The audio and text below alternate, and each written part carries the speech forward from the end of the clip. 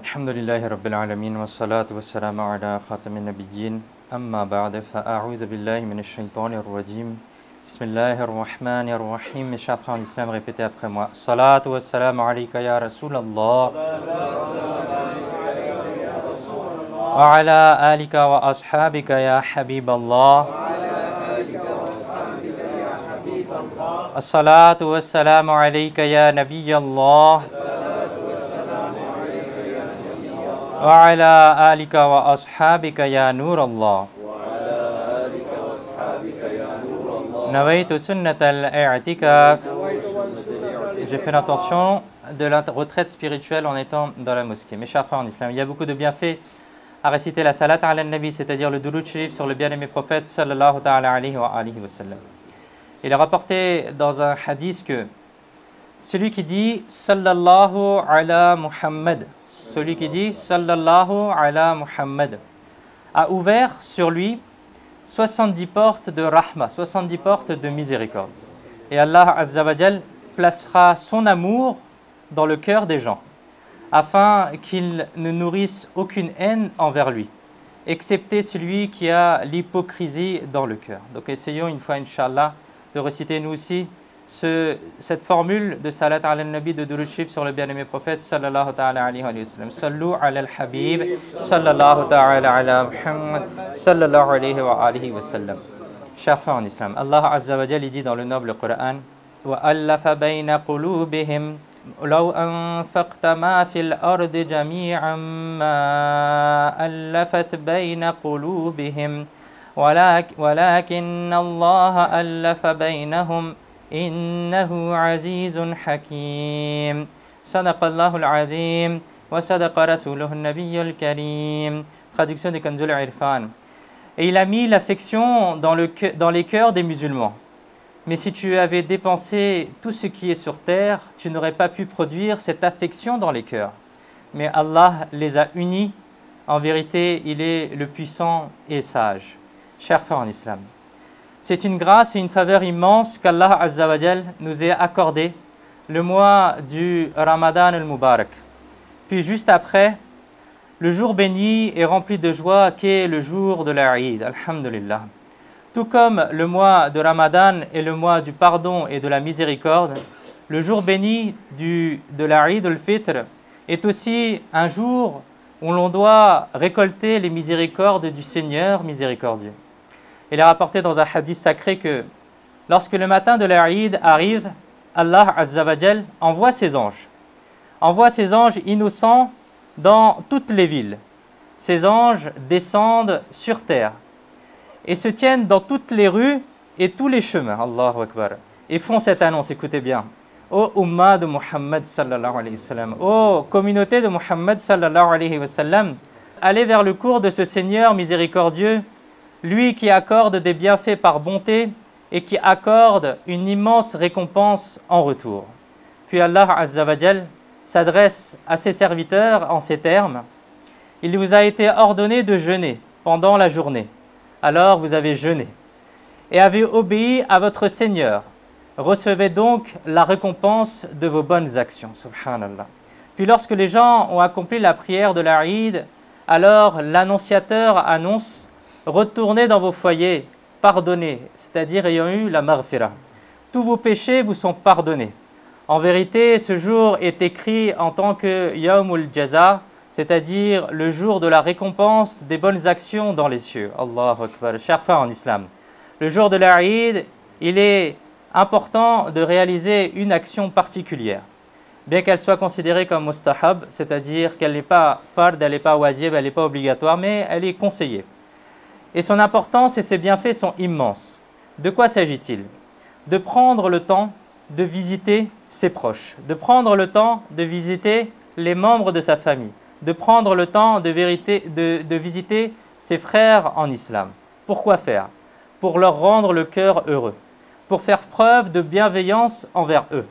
Pour ceux que l'on ne peut joindre, contactons-les par téléphone. Si qu'Allah Azza wa Jal nous en préserve, nous sommes fâchés contre quelqu'un, ou si quelqu'un est fâché contre nous, alors nous devons chercher à nous réconcilier avec lui. En réalité, la Eid signifie que l'on se retrouve. que l'on se réjouisse le cœur, que l'on se réconcilie avec ceux qui sont fâchés et que l'on propage l'amour durant cette journée. Mes chers frères en islam, au début de ce discours, nous avons entendu le verset du Saint-Coran où Allah Azza wa Jal il dit وَأَلَّفَ بَيْنَ قُلُوبِهِمْ dans Surat Al-Anfal, verset 8, traduction, et il a mis l'affection dans les cœurs des musulmans. Ce bienfait nous est rappelé en nous disant, regardez, Allah Azza wa Jal a mis l'amour dans les cœurs des musulmans. Et ensuite, dans la suite de ce verset, Allah Azza wa Jal il dit, si vous y aviez dépensé tout ce qui se trouve sur terre, vous n'auriez pas pu faire naître l'amour dans leur cœur. Ceci, mes chers frères, est une parole, est un discours sur l'amour, sur l'importance de l'amour mutuel. L'amour dans les cœurs est une chose si puissante que même en dépensant toutes les richesses du monde, on ne peut pas unir les cœurs, on ne peut pas rassembler les gens. On peut faire baisser la tête par force aux gens les uns envers les autres, mais l'amour dans les cœurs ne peut pas être créé comme cela. L'argent, la richesse ne peuvent pas emmener la société vers un amour, mais ils ne peuvent faire naître l'amour dans les cœurs ni les unir. Alors comment cet amour peut-il naître ou grandir dans les cœurs? Écoutons ce que le Coran nous dit à ce propos. وَلَكِنَّ اللَّهَ أَلَّفَ بَيْنَهُمْ إِنَّهُ عَزِيزٌ حَكِيمٌ. Mais Allah a uni leur cœur. Il est certes tout-puissant et sage. C'est uniquement et uniquement par la grâce d'Allah Azza wa Jal qu'il fait naître l'amour dans les cœurs. Le célèbre commentateur du Coran, Hakim al-Ummat Mufti Ahmad Yarkhan Naimi rahmatullahi alayh, dit à propos de ce verset que l'hostilité et la dureté de cœur étaient telles parmi les Arabes qu'ils étaient divisés en tribus et en clans. Si un homme d'une tribu giflait un enfant d'une autre tribu, alors cela se terminait par une guerre. Les deux clans, les deux factions se mettaient à prendre les arcs et les épées et à se combattre. Et une guerre sanglante s'engageait et qui durait parfois même pendant des siècles. Les Ansar de Madina, c'est-à-dire les Haus et les Khazraj, ont mené une guerre acharnée comme cela pendant 120 ans, Allahu Akbar, sans aucun espoir de réconciliation. Et que les bénédictions soient sur notre noble et bien-aimé prophète, sallallahu ta'ala alayhi wa sallam, qui les a ensuite tous réunis après 120 ans de guerre, à tel point qu'ils sont devenus un seul corps et un seul cœur, voire une seule âme.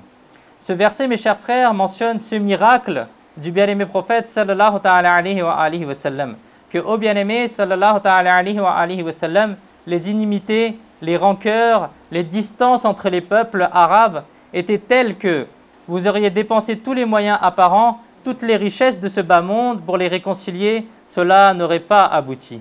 C'est par notre miséricorde, par votre miracle, qu'en quelques jours, ils se sont unis et sont devenus aussi liés que le lait et le miel, c'est-à-dire des amis intimes, voire des frères. Et Mufti Ahmad Yarkhan Naimi rahmatullahi alayh dit également que ce verset montre que l'unité des musulmans est une grande bénédiction d'Allah Azza wa Jal et que leurs combats et leurs discordes sont un châtiment du Seigneur. Allahu Akbar. Ceux qui se fâchent, mes chers frères, les uns contre les autres, pour un oui ou pour un non, qui rompent les liens pour un rien, qui cessent de se voir et de se parler, devraient s'inquiéter. Le respectable Mufti nous dit que les combats entre les musulmans et l'éloignement entre les cœurs sont un châtiment d'Allah Azza wa Jal. Mes chers frères en islam, quelle est l'excellence d'un croyant? Le bien-aimé prophète sallallahu ta'ala alayhi wa sallam a dit: le serviteur croyant est aimant, c'est-à-dire il aime les autres. Ainsi celui qui n'aime pas et qui n'est pas aimé ne possède aucun bien en lui, aucun khair en lui. C'est ainsi que se déroule, mes chers frères, l'Aïd pour certains. Aucun membre de leur famille ne vient les visiter, aucun de leurs proches ne vient et ne pense à eux. Personne ne se soucie et ne souhaite les regarder. Pourquoi? Parce que ces personnes, elles devraient méditer sur le sens de l'Aïd. C'est un jour de joie et nous devrions avoir le cœur joyeux et partager cette joie avec tous. Notre maître et bien-aimé prophète sallallahu ta'ala alayhi wa sallam a dit: devrais-je vous parler des gens que j'aime beaucoup et qui me sont aussi très proches? Alors les honorables compagnons alayhim wa ridwan ont dit: et pourquoi pas, ya Rasulallah sallallahu alayhi wa sallam, dites-nous absolument, dites-nous qui sont ces personnes qui sont tant aimées par vous. Alors le bien-aimé prophète sallallahu alayhi wa sallam a dit: ceux d'entre vous qui ont les meilleures manières, le meilleur akhlaq, le meilleur comportement et le cœur le plus tendre sont ceux qui aiment les gens et que les gens aiment. Subhanallah. Mes chers frères en islam, regardons la vertu, regardons l'excellence de ces personnes-là, de ces personnes de haute moralité qui se mêlent aux autres. Et il y a certaines actions pour lesquelles la personne reçoit même la promesse du paradis. D'autres accordent la libération de l'enfer. Regardons l'excellente destinée de ces personnes ayant une bonne moralité, un bon ikhlaq, tout simplement parce qu'ils vont vers les autres, parce qu'ils ne se chamaillent pas tous les jours avec les gens, ils ne se bagarrent pas tout simplement avec les gens pour un oui et pour un non. Le bien-aimé prophète sallallahu alayhi wa sallam a dit que ce sont ceux que je préfère et qui me sont aussi les plus proches. C'est comme si les autres bonnes actions menaient au paradis, tandis que cette action-là, par la baraka d'une bonne moralité, d'un bon akhlaq et de l'entente avec les gens, rapproche de qui? Du bien-aimé prophète sallallahu alayhi wa sallam. Chers frères en islam, nous devons rester unis. De nos jours, c'est devenu un véritable problème, mais nous devons rester unis. Nous devons rester unis. Les maisons deviennent de plus en plus solides, mais d'un autre côté, les relations commencent de plus en plus à s'affaiblir et à se casser. Les cœurs s'éloignent et il arrive que des personnes vivant sous le même toit ne se parlent pas pendant des jours et des semaines. Pourquoi? Et les jours, ils passent et parfois, on ne se parle même pas au téléphone. Les jours passent et parfois, on ne se parle même pas au téléphone. Le jour de l'Aïd est un jour spécial pour se réunir et pour partager la joie. Et en dehors de cela, il est important de partager au moins un repas par jour ensemble, que tous les membres de la famille s'assoient ensemble. Ils échangent des paroles bienveillantes les uns envers les autres, que le sort renseigne sur le bien-être des uns et des autres, etc., etc. De même, pour nos proches, pour nos tantes, pour nos oncles maternels et paternels, même si cela n'est pas aussi fréquent, essayons de les voir et de passer du temps avec eux, au moins une fois, 2 fois par semaine, selon ce qui est possible. Et les séparations se multiplient parmi nous, le temps passe et nous ne voyons plus. Cela contribue également à la distance qui s'installe dans les cœurs. Le compagnon du prophète, Salaba Khushani radiyallahu ta'ala anhu, a dit: les gens avaient l'habitude lors de leur voyage de se disperser lorsqu'ils s'arrêtaient dans un col ou dans une vallée. C'est-à-dire ils voyageaient et lorsqu'ils voulaient faire une pause, les gens ils s'éparpillaient à droite et à gauche. Ils ne s'installaient pas ensemble. Alors le messager d'Allah sallallahu alayhi wa sallam a dit: se disperser ainsi dans les cols et dans les vallées provient de Shaitan. Après cela, chaque fois que les gens s'arrêtaient quelque part, ils restaient ensemble en un seul et même endroit. Allahu Akbar. Nous apprenons donc, mes chers frères, que l'éloignement entre les musulmans est également une conséquence de l'influence de Shaitan. Lorsque les distances physiques s'accroissent, les cœurs s'éloignent progressivement et l'amour que l'on a les uns envers les autres, les sentiments nobles que l'on a les uns envers les autres commencent par s'éteindre et commencent par s'arrêter. Chers frères en islam, les musulmans sont tous frères entre eux. Tous les musulmans doivent vivre ensemble, dans l'amour et l'affection et dans la fraternité. Allah Azza wa Jal et son messager sallallahu alayhi wa sallam aiment beaucoup cet acte.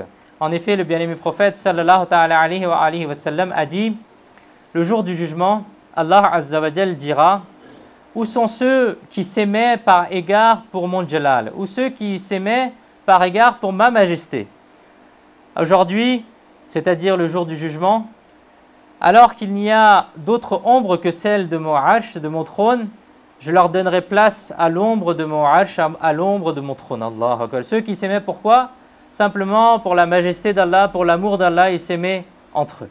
De plus, Sayyidina Mu'adh ibn Jabal radiyallahu ta'ala anhum rapporte que le bien-aimé prophète sallallahu alayhi wa sallam a dit: Allah Azza wa Jal a dit: mon amour est wajib, est obligatoire envers ceux qui s'aiment pour moi, qui s'assoient ensemble pour moi, qui se rencontrent pour moi et qui dépensent les uns pour les autres pour moi. Subhanallah.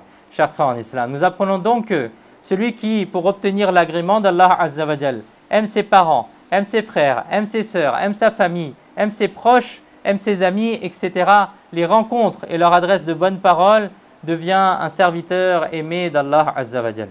S'il s'agit, mes chers frères, des parents, des frères et des sœurs, des proches ou d'autres êtres qui vivent loin, leur rendre visite à un moment opportun est également une bonne action. Oui, si nous les rencontrons uniquement pour l'agrément d'Allah Azza wa Jal, alors nous recevrons des barakas et des bénédictions, Inch'Allah al-Karim. En effet, le dernier prophète d'Allah, sallallahu ta'ala alayhi wa sallam, a dit, en vérité, il y a au paradis des minarets de rubis, sur lesquels se trouvent des chambres faites d'émeraude, c'est-à-dire une pierre précieuse, qui brille comme des étoiles. Quelqu'un demanda, qui habitera? Alors le bien-aimé prophète, sallallahu ta'ala alayhi wa sallam, il répondit, ceux qui s'aiment pour la satisfaction d'Allah, ceux qui se rencontrent pour la satisfaction d'Allah, et ceux qui dépensent les uns pour les autres pour la satisfaction d'Allah. Allahu Akbar. Qu'est-ce qu'ils recevront? Ils recevront au paradis des minarets de rubis sur lesquels se trouvent des chambres faites d'émeraude qui brillent comme des étoiles. Allahu Akbar. Regardez la récompense de s'aimer pour l'agrément d'Allah, de s'aimer pour l'amour d'Allah.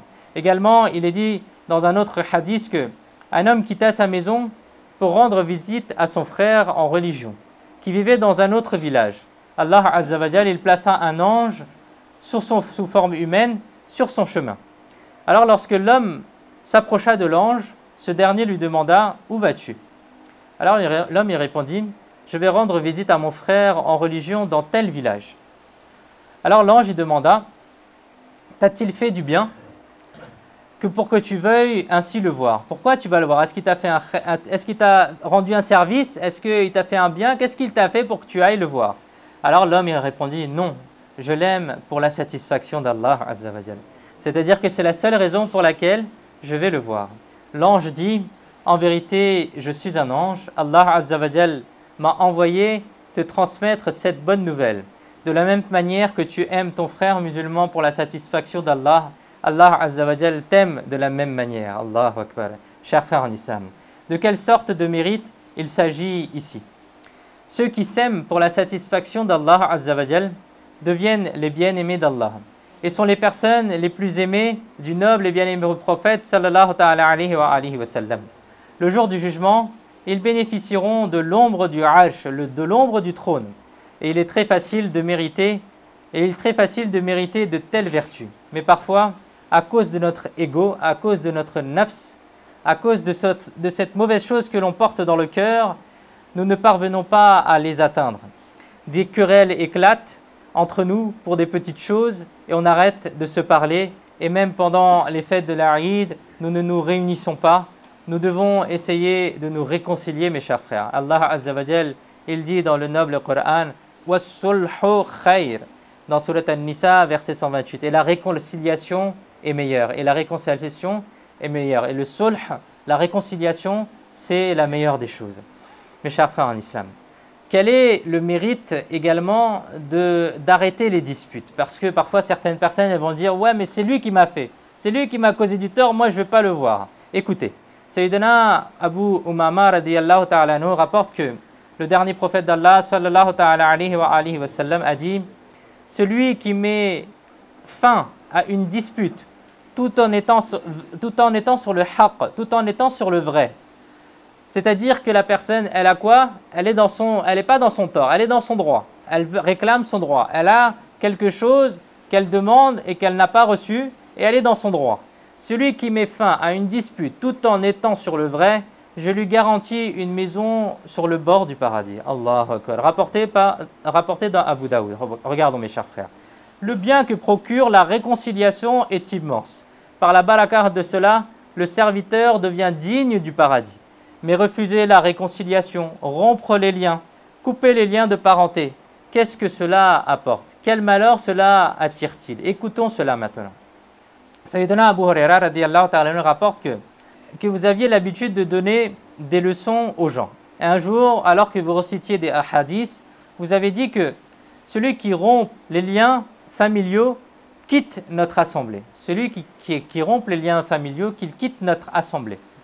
En entendant cela, un jeune homme, il s'est levé et il s'est rendu chez sa tante avec qui il était en dispute depuis plusieurs années. Il demanda pardon à sa tante et il a réussi à la convaincre et à arrêter la dispute.